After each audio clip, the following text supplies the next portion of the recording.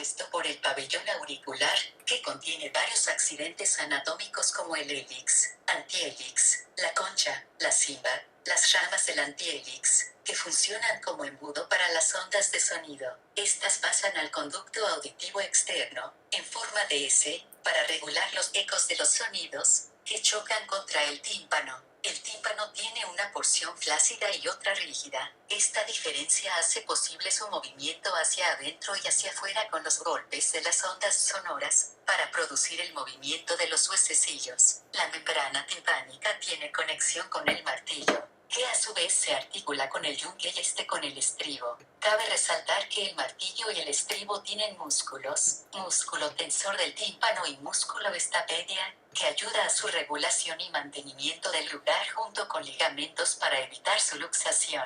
El estribo contiene un accidente llamado platina, que comunica con la membrana de la ventana oval, del oído interno, que se mantiene en su lugar por el ligamento anular holgado. Esta porción del oído contiene una conexión con la faringe para no sufrir colapsos debido a presiones, es llamada tuba auditiva o trompa de Eustaquio. El oído interno se divide en dos partes, el vestíbulo para el equilibrio y la cóclea para la audición. El oído interno tiene tres funciones. 1. Filtrar la señal sonora. 2. Transducción. Y 3. Generación de impulsos nerviosos. El laberinto óseo es una estructura inmersa pero separada del hueso temporal, que se divide en su parte coclear y su parte vestibular, nombres dados porque en su interior contiene un laberinto membranoso que también es dividido en coclear y vestibular. La cóclea es un conducto enrollado subdividido que se enrosca sobre sí 2 veces y 3/4, con una cúpula llamada modiolo, colúmela o helicotrema. De aquí nace la rama coclear del nervio craneal número 8, vestíbulo coclear o estatoacústico.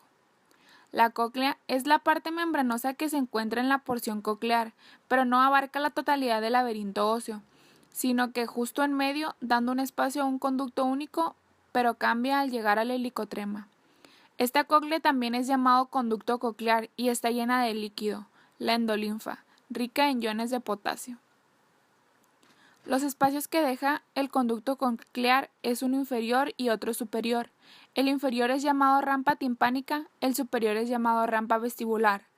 Ambas, al ser una sola pero dispuestas de una manera diferente, contienen un único fluido llamado perilinfa, rica en iones de sodio. El conducto coclear es separado por la rampa superior a través de la membrana vestibular o de Meissner, tan delgada que su única función es el mantener en su lugar a la endolinfa, sin obstruir el paso de las ondas sonoras, y del inferior por la lámina basilar. Esta última es más gruesa. En una sección de la cóclea se distinguen 3 paredes. La superior es llamada membrana basilar, donde se asienta el órgano de Corti, llamado órgano espiral porque sigue el trayecto de la cóclea junto con sus 2 y 3/4 vueltas. La media es la capa de las fibras basilares, cuerdas acústicas, cortas, anchas y rígidas más cercanas a la base y más delgadas, altas y menos rígidas cercanas al modiolo, por eso las frecuencias altas se traducen en la base y las bajas en el helicotrema. Y la inferior es la estría vascular. Los sonidos graves llegan al ápice, los agudos se quedan en la base. El órgano de Corti se compone de células receptoras, células de sostén, lámina reticular y membrana tectoria. Las células de sostén son células de los pilares. Sobre la lámina basal hay externas e internas separadas por el túnel de Corti.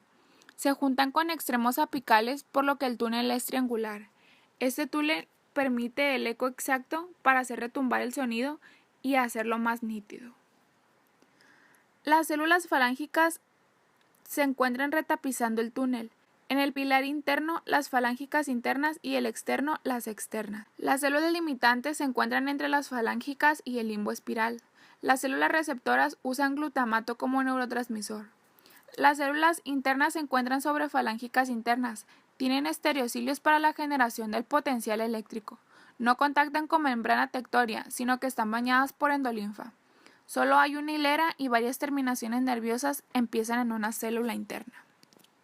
Células externas. Sobre falángicas externas, en la cúpula hay más. Tienen inervación eferente. para la retroalimentación de la corteza frente a los reflejos. Su función eferente es disminuir los impulsos de las células internas cuando hay un sonido muy fuerte. Lámina reticular, zona de contacto de las membranas apicales de las células ciliadas con las de sostén, para facilitar la unión intercelular y limitar el paso del endolinfa de los túneles del órgano. Membrana tectoria, se continúa con el limbo y el extremo externo es libre. Es colágeno inmóvil, lo que provoca una fluidez en la endolinfa para mover los estereocilios. Una onda choca con el tímpano. Los huesecillos lo amplían en relación 1 a 4 al tener que ser más fuerte para tener que viajar por líquido que por aire. Esto a través de la ventana oval, que una vez en la perilinfa los sonidos choca también por la membrana de Meissner, que es delgada, por lo que la dinámica de fluidos es igual y pasa a la endolinfa, que una vez ahí chocará con la membrana tectoria, quien mueve a los estereocilios de las células pilosas. En la externa, aumentan su tamaño dando claridad en la interna, provocando el sonido. Estimulando la abertura de los canales de sodio y potasio, entrando potasio y saliendo sodio, estimulando al glutamato, quien se comunicará con las células sobre las que están sentadas. Estas tienen función de potencial de acción excitatorio a los nervios cocleares a sinapsis con las células ciliadas para crear la información bioeléctrica. La activación de cierta región del órgano de Corti depende de qué tan grave es el sonido. Entre más grave, una zona más cercana al ápice se activará. Entre más agudo un sonido, una zona más cercana a la base de la ventana oval se activará. Esto se llama tonotopía, capacidad para captar una frecuencia en cierta área del órgano de Corti. Esto sucede porque la membrana vibra con más intensidad al ser un sonido agudo, estimulando más rápido por ende a las más cercanas, lo contrario con las graves. Ahora las vías neuronas tipo 1 a células ciliadas internas, tipo 2 a externas son eferentes. Tipo 1 y 2 van a ganglios superiores del órgano de Corti, son las de primer orden, atraviesan los canalículos de la lámina espiral y membrana basilar para formar el ganglio. Las radiaciones del ganglio junto con las demás radiaciones componen a la parte coclear del nervio craneal número 8. Se une al nervio vestibular para formar íntegro el nervio craneal 8 y salir por el conducto auditivo interno junto con el nervio craneal 7. El NC8 penetra el tronco por el surco bulbopontinuo y hace sinapsis con las neuronas de segundo orden en los núcleos cocleares. En el bulbo, junto al receso del cuarto ventrículo lateral al pedúnculo inferior, hay un núcleo dorsal y otro ventral a cada lado. Estos núcleos tienen tonotopía. Dependiendo de la frecuencia es a donde llegarán. Los del vértice llegarán a la superficie, los de la base a las profundidades. Los axones de la segunda neurona se juntan en forma de la proyección ascendente de la vía acústica. Esta proyección va a 40% al núcleo olivar superior ipsilateral, al 60% al lado contrario, misma ubicación. A partir de aquí se forman tres proyecciones. Uno ventral llamado cuerpo trapezoide sigue por el mismo lado. Uno intermedio se va al núcleo olivar superior directamente y otro dorsal entrecruza al otro lado. Las estrías forman el lemnisco lateral y paran en un 80% en el colículo inferior del mesencéfalo, el otro 20% en el núcleo del lemnisco lateral en la médula para ir a la formación reticular para encargarse de los reflejos de la audición. En el colículo se diferencian, pues este tiene dos láminas, una dorsal y otra ventral. Las señales de la frecuencia bajan y se van a la dorsal, las altas a la ventral. Aquí hay cruzamiento por las comisuras del colículo inferior. De aquí del colículo alcanzan el núcleo del cuerpo geniculado medial, donde se hace paso a las referencias tonotópicas y hay sinapsis del potencial excitatorio, con las provenientes de la vista y sistema somatoestésico, para la recaudación de información sobre todo el sistema y la situación del núcleo geniculado medial. Se dirige la corteza al lóbulo temporal, en la circunvolución superior, giros temporales transversos de Hedge, localizada en el área 22, 41 y 42 de Brodmann. La 41 y la 42 forman el área primaria auditiva. Las frecuencias bajas se recaban en la parte anterior, las altas en la posterior. La corteza auditiva de un lado recabe información de ambos lados. predominio contrario del 60%. Esta área se forma por dos columnas sumación, que es potencial excitatorio de ambos lados, e inhibición, que es potencial inhibitorio de ciertos ruidos. La 22 forma el área secundaria auditiva, y aquí se hace el reconocimiento concreto del oído. Es decir, en esta área hay identificación del oído, de la fuente, el núcleo olivar superior, el trapezoide y el lemnisco lateral son los núcleos intercalados de la vía acústica. Estos emplean dos mecanismos para la ubicación del lugar de donde proviene el sonido. Diferencia de tiempo intraoral. La diferencia del tiempo en que un sonido llega al oído de lo que llega a otro. Diferencia de intensidad intraoral. ¿Qué tan intenso fue de un lado que del otro? Obviamente que si en uno fue más intenso, la fuente está en ese lado del espacio. Como estos núcleos intercalados están antes del colículo, mandan información solamente ya procesada hacia el colículo, donde siguen la ruta ya mencionada.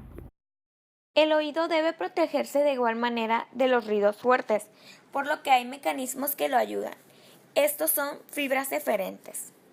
Se llama tracto olivococlear de Rasmussen, que se incorporan al nervio coclear a través de la rama comunicante coclear a nivel del conducto auditivo interno. Tiene dos neuronas, mediales y laterales. Las mediales inervan a las células ciliadas externas y las laterales a las internas. Emplean acetilcolina y tiene efecto inhibitorio sobre las ciliadas, aumentando su rigidez para movimientos limitados y que las bombas de potasio no lleguen al umbral. Como resultado, no hay información que transmitir. Reflejo cócleo-oculofalogiro. La información que llega por el brazo aferente al colículo inferior se conecta con el superior. Juntos se dirigen al tracto tectoespinal y de ahí los núcleos motores oculares y motoneuronas de los segmentos cervicales de la médula que movilizan al cuello se comunican con los nervios craneales 3, 4, 6 y 11. Reflejo osicular. En los músculos del oído medio, en sonidos de baja frecuencia, se movilizan al músculo tensor del tímpano. Tensa la membrana al aplicar al martillo en ella y hunde la platina en la ventana oval para mejorar la audición. En la frecuencia alta, desplaza lejos a la platina para evitar daños a la cóclea. El músculo tensor del tímpano es inervado por el nervio craneal 5, el músculo del estribo por el nervio craneal 7, por lo que hay ramos comunicantes de estos en el núcleo olivar superior. Timpánico.